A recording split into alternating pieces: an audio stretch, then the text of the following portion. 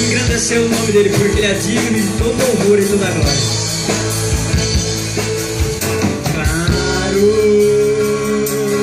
tão claro, o seu brilho é maior. Claro, tão claro, o seu brilho.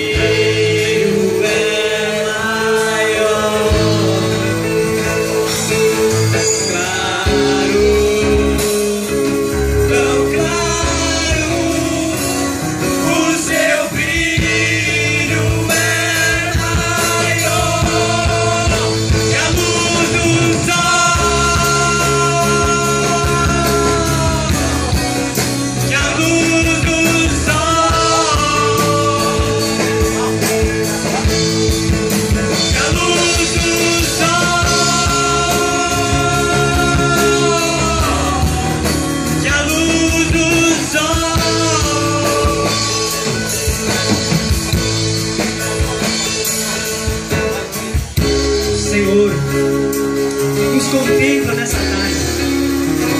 Senhor, eu peço que nessa tarde o Senhor venha, Senhor, e nos envolva, assim como o Senhor fez com Elias ali na caverna. Senhor, que o Senhor possa vir de encontro a nós neste lugar e nos envolver diante do Teu manto. Que o Senhor possa nos tomar, Senhor, diante da Tua presença, e que nós possamos ser influenciados pelo Espírito Santo do Senhor.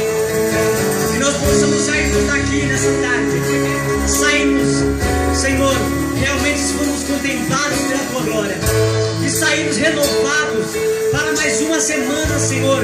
Que nós possamos agradecer por tudo que o Senhor tem feito em nossas vidas.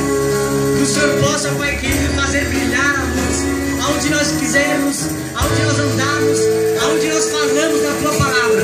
Que nós possamos desenvolver a Tua